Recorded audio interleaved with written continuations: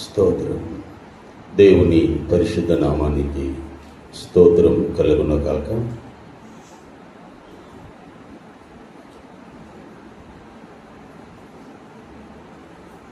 రామ్మోహన్ గారి యొక్క సాక్ష్యాలు వింటున్నప్పుడు నేను చూసిన కొద్ది కాలము నుండి కొద్ది పరిచయమును బట్టి చాలా విచారణతో కూర్చొని ఆలోచిస్తున్నప్పుడు యేసుక్రీస్తు నమ్మినటువంటి మన జీవితంలో, నా జీవితంలో ఎంత అద్భుతం. ఆయన ప్రభును నమ్మకం ముందు ఉన్నటువంటి విషయాలు విన్నాము. ప్రభును నమ్మిన తరువాత కుటుంబం ఇస్తున్నటువంటి సాక్ష్యం. లోకంలో అందరూ అంటారు, ఇంట్లో గెలిచి రచ్చ గెలవండి అంటారు. కానీ ప్రపంచంలో ఎక్కడ చూసినా ఇంట్లో గెలిచేవారు చాలా తక్కువ. రామ్మోహన్ గారి యొక్క జీవితం మొదట ఇంట్లో గెలిచే భాగ్యము ప్రభు వారికి ప్రసాదించాడు. సంఘములో ఒక మంచి సాక్ష్యం కలిగి, సమాజంలో ఒక మంచి సాక్ష్యం కలిగి వారు జీవించే కృప కుటుంబంలో భార్య పిల్లలందరికీ ఎంతో మాదిరికరముగా జీవించే అటువంటి పరిశుద్ధాత్మ అభిషేక ప్రభావాన్ని వారు పొందుకొని ఈ విధంగా ప్రభు సన్నిధికి వారు చేరుకొని ఉన్నారు. ఒక్క విషయము, వారిని గురించి కానీ ఎవరైనా కానీ మరణించిన వారి గురించి మనం ఎన్నో ఆలోచిస్తాం. ఇలా చేస్తే బ్రతుకునేమో, అలా తొందరపడితే బాగుండునేమో, వారి పని చేయకపోతే బాగుండునేమో, ఎండలో శ్రమపడి ఏదేదో మనం ఆలోచిస్తాం. కానీ దేవుని వాక్యంలో ఒక మాట ఏమంటుందంటే, కీర్తన 139:16 ఒకరు చదువుతారు ఎవరైనా? 139:16 నేను పిండమునై ఉండగా నీ కన్నులు నన్ను చూచెను. నియమింపబడిన దినములలో ఒకటైనను కాకమునిపే నా దినములన్నీ నీ గ్రంథములో లిఖితములాయెను.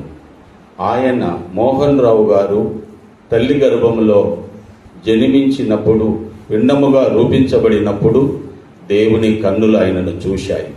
అప్పుడే ఒక డేటు నిర్ణయించినాడు. 2026 7వ నెల 10వ తారీఖు కొన్ని గంటలు సెకండ్లు కూడా దేవుడు నియమించి వారిని ఎంతో శ్రేష్టంగా వారిని తీసుకొని వెళ్ళి ఉన్నారు. వారు ఇప్పుడు మంచి విశ్రాంతిలో, వారి కొరకు నియమించినటువంటి స్థలములలో వారు హాయిగా ఆనందంగా వారు ఉన్నారు. వారిని గురించి మనము దుఃఖపడతాం, బాధపడతాం జ్ఞాపకాలను బట్టి. కానీ వారి యొక్క ప్రయాణము ఎంత శ్రేష్టమైనదో దానిని బట్టి నిజముగా సంతోషంగా ఉండాలి, ఆనందంగా ఉండాలి. విడిచిన తన భార్య దేవేంద్రమ్మ గారికి దేవుడే ఆదరణగా ఉంటాడు. సృష్టికర్త అయినటువంటి దేవుడు భర్తగా ఆదరిస్తూ ఉంటాడు. తండ్రి లేడు అని పిల్లలు బాధపడుచు ఉండడానికి వీలు లేదు. అబ్రహాము ఈ లోకాన్ని విడిచిన తరువాత తన యొక్క పిల్లలను దేవుడు ఆశీర్వదించి ఉన్నాడు. తాను చేసిన ప్రార్థనలు, తను చేసిన క్రియలు కుటుంబానికి దీవెనకరంగా, ఆశీర్వకరంగా, ఇంకా ఎంతో మేలుకరమైనటువంటి దీవెనలతో ప్రభు తన పిల్లలను, తన భార్యను తప్పక కాచి కాపాడి దీవించి ఆశీర్వదిస్తాడు. కొందరు ప్రభును చేరిన వారము, చేరని వారము బంధువులం ఇక్కడ ఉన్నాం. ఆయన బ్రతుకు మూలంగానైనా, సావు మూలముగానైనా దేవుణ్ణి మయపరుస్తున్నాడు అనడానికి ఇక్కడ మనము యేసుక్రీస్తు ప్రభును తెలియని వారు తెలుసుకొని ఈ మంచి జీవితము, ఈ గొప్ప జీవితము యేసుక్రీస్తు ప్రభు వలన మాత్రమే ఉన్నది అని సత్యాన్ని మీకు ఆయన మరణము ద్వారా ఈ విషయాలన్నీ కూడా మీకు తెలియచేయబడుతున్నాయని జ్ఞాపకం చేసుకోవాలి. ఒక్క మాట చెప్పి నేను ముగిస్తాను. ప్రసంగి 9:5 చదవండి.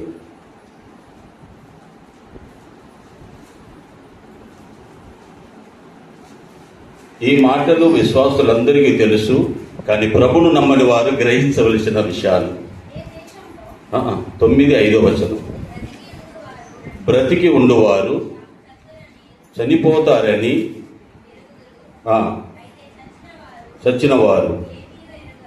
ప్రియమైన దేవుని బిడ్డలారా, ఈ లోకములో మరి చనిపోయినటువంటి వ్యక్తులు, మరి దేవుణ్ణి నమ్మిన వారు మరి సజీవులున్న దేశములోను, దేవుణ్ణి నమ్మని వారు మృతుల లోకములో ఉంటారనే సత్యాన్ని జ్ఞాపకం చేసుకోవాలి.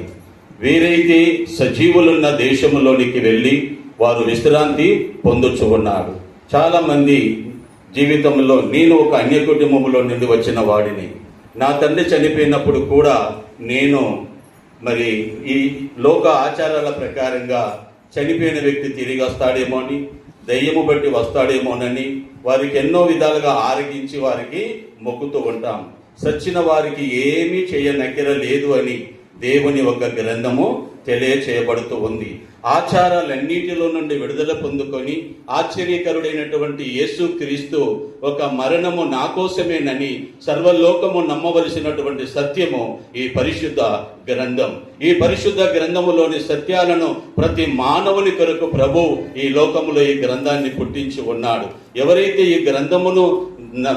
ఈ గ్రంథములోని సత్యాలను తెలుసుకొని నమ్మి విశ్వసించి మరి ప్రభునందు నిద్రిస్తారో వారు తరతరాలు, వేల కోట్ల సంవత్సరాలు ఆనంద సంతోషకరమైన లోకంలో జీవిస్తారు. మోహన్ రావు గారు మంచి పోరాటము పోరాడాడు, తన పడుగు కడముట్టించున్నాడు, తన కొరకు నీకి జీవ కిరీటము సంపాదించుకొని ఉన్నాడు.